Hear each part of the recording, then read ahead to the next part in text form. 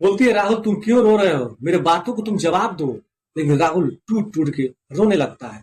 सीमा राहुल को अपने गले लगाती है और प्यार से पूछती है, राहुल क्या हुआ बताओ।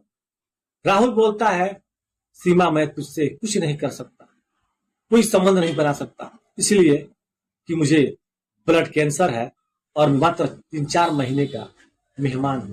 अब जैसे सीमा सुनती है फर्श पे गिर जाती है। आप सभी को नमस्कार, फिर एक बार न्यू कहानी के साथ। क्योंकि कहानी है दिल्ली का, जो कि तलाक देने के लिए फाइनल डेट पे कोर्ट में पहुंचते हैं पति और पत्नी अपने अपने परिवार के साथ।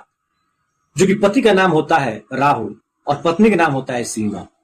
जैसे कोर्ट में पहुंचते हैं तो जज साहब अपने चेयर पे बैठे रहते हैं और जज साहब बोलते हैं, राहुल तुम तलाक देने के लिए राजी हो ना।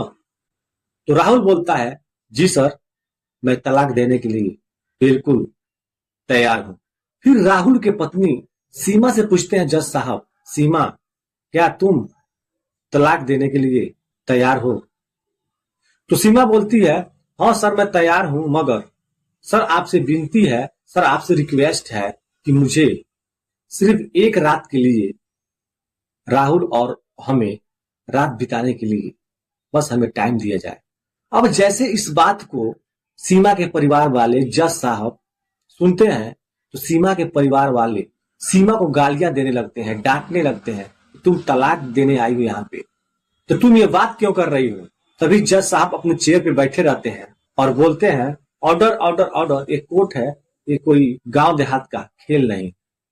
और फिर जज साहब बोलते हैं कि सीमा तुम्हारा ये केस 4 सालों से चल रहा था और मैं तुझे 6 महीने का टाइम भी दिया था कि तुम डिसाइड कर लो कि तुम्हें राहुल के साथ रहना है कि नहीं रहना है। और आज तुम बोल रही हो, जो कि आज फाइनल डेट है तलाक देने का और लेने का, और आज तुम बोल रही हो कि मुझे एक रात के लिए राहुल के साथ रहना है। अब सीमा हाथ जोड़ के बोलती है, जज साहब बस एक रात की तो बात है, फिर कल सुबह 10 बजे हम लोग कोर्ट में आएंगे और अपना तलाक दे देंगे। अब जज साहब भी एक परिवार वाले व्यक्ति थे, वह इस दुख और इस बातों को समझते थे। अब जज साहब ने बोला कि ठीक है राहुल, तुमको सीमा के साथ बस एक रात रहना है और फिर कल सुबह 10 बजे इसी कोर्ट में आ जाना है। जैसे कोर्ट से सीमा और राहुल बाहर निकलते हैं, वैसे सीमा के परिवार वाले सीमा को बुरा भला और गाली गुप्ता देने लगते हैं। बोलते हैं कि अभी इतना अच्छा मौका था डिवोर्स लेने का, लेकिन तुम नहीं किया और यह सब क्या करने तुम जा रही हो। लेकिन सीमा सारी बातें अपने परिवार वालों को सुन के एक वर्ड भी नहीं बोलती है, न जवाब देती है। फिर आगे बढ़ने लगती है, साथ में राहुल होता है। बोलती है, राहुल मैं जा रही हूँ इस होटल में और रूम बुक करके मैं तुम्हें कॉल करूंगी और 7 बजे शाम को तुम आ जाना। सीमा पहुंचती है, एक होटल में रूम बुक करती है और राहुल को कॉल करती है कि राहुल 7 बजे शाम को आ जाना, मैं तुम्हारा इंतजार करूंगी। राहुल बिल्कुल बेताब था सीमा से मिलने के लिए। जैसे 7 बजता है, राहुल उस होटल पे पहुंचता है, उस रूम में एंट्री करता है। सीमा और राहुल एक दूसरे से बात करते हैं।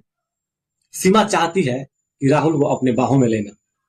राहुल बोलता है, मैं ये सब करने नहीं आया हूं, तुम बोलो तुम क्या बोलने के लिए एक रात का टाइम दी। सीमा बोलती है, राहुल तुम ऐसा क्यों कर रहे हो, मैं तुम्हारी पत्नी हूं, अभी तक डिवोर्स नहीं हुआ है, तलाक नहीं हुआ है, मेरा पूरा हक है तुम्हें हक जताना है, जो चाहे मैं वो कर सकती हूँ। फिर आगे बढ़ती है और राहुल को अपने बाहों में लेने के लिए कोशिश करती है, लेकिन राहुल धक्का मारता है और सीमा गिर जाती है। सीमा बोलती है, तुम ऐसे क्यों कर रहे हो राहुल, तुम पहले ऐसे नहीं थे। राहुल बोलता है, सीमा तुम मुझे माफ करना, मैं ये सब नहीं कर पाऊंगी। लेकिन सीमा चाहती थी शारीरिक संबंध बनाना, मगर राहुल तैयार नहीं था। सीमा फिर बोलती है, क्या तुम नपुंसक हो गए हो राहुल, क्या तुम मर्द नहीं हो। अब सारी बातें राहुल सुनकर रोने लगता है। अब जैसे सीमा देखती है कि राहुल रो रहा है, उसके पास जाती है और गले लगाती है। बोलती है, राहुल तुम क्यों रो रहे हो, मेरे बातों को तुम जवाब दो। लेकिन राहुल टूट टूट के रोने लगता है। सीमा राहुल को अपने गले लगाती है और प्यार से पूछती है, राहुल क्या हुआ बताओ। राहुल बोलता है, सीमा मैं तुझसे कुछ नहीं कर सकता, कोई संबंध नहीं बना सकता, इसलिए कि मुझे ब्लड कैंसर है और मात्र 3-4 महीने का मेहमान हूं। अब जैसे सीमा सुनती है, फर्श पे गिर जाती है और रोने लगती है। सीमा यही सोचती है, जिस अपने पति के लिए इतना मन्नतें मांगा, इतना व्रत रखा लंबी उम्र के लिए, उस पति को क्या हो गया। अपने राहुल को गले लगाती है और तभी सुबह होता है। राहुल बोलता है, अब मैं घर जा रहा हूं, 10 बजे कोर्ट में आना है और मुझे तिलाक देना है, क्योंकि तुम आजाद रहो। अब दोनों उस होटल से अपने अपने घर चले जाते हैं। 10 बजे कोर्ट में पहुंचते हैं जज साहब के सामने। जज साहब को लगता है कि दोनों रात में साथ में रहे हैं, अब लगता है डिवोर्स नहीं होगा, उन दोनों में बात बन गया हो। तभी जज साहब राहुल से पूछते हैं, क्या राहुल, क्या सोचे हो, क्या समझे हो, तुम डिवोर्स दोगे। राहुल बोलता है, हाँ बिल्कुल जज साहब, मैं डिवोर्स दूंगा। तो फिर जज साहब सोचते हैं कि यह मैं गलत सोच रहा हूं, इन दोनों में लग रहा है बात नहीं बनी है, अब इन दोनों का डिवोर्स लग रहा है हो के रहेगा। फिर बोलते हैं, सीमा क्या तुम तैयार हो डिवोर्स लेने के लिए। सीमा बोलती है, नहीं सर, नहीं जज साहब, जिस पति के लिए मैंने लंबी उम्र के दुआएं मांगे, व्रत रहे, तब मैं उनके साथ थी। अब यह राहुल मेरा पति आज की डेट में अकेला है, परेशान है, लाचार है, बीमार है, तो मैं कैसे छोड़ सकती। अब जज साहब सोचने लगे, बोले कि आखिर सीमा राहुल को हुआ क्या है, कौन सा बीमारी है। सीमा बोली कि इनका ब्लड कैंसर है और ये 3-4 महीने के मेहमान है। तभी सीमा के घर वाले सुनते हैं और बोलते हैं, सीमा बहुत अच्छा मौका है, तुम इससे डिवोर्स ले लो, तुम्हारा जिंदगी बच जाएगा, मैं तुम्हारा दूसरा शादी कर दूंगा, अच्छे से अपने परिवार में तो रहोगी। लेकिन सीमा बोलती है, नहीं, मैं अगर राहुल जब सही था तब मैं उसके साथ थी, तो आज लाचार है, बीमार है, मैं इसके साथ नहीं छोड़ सकती। जज साहब ये बात सुनकर दंग रह गए और बोले, सीमा तुमको सैल्यूट है, तुम्हारे जैसे पत्नी हर किसी को भगवान दे। तभी सीमा के सारी बातें सुनकर राहुल उस फर्श पे गिर जाता है और फूट फूट के रोने लगता है।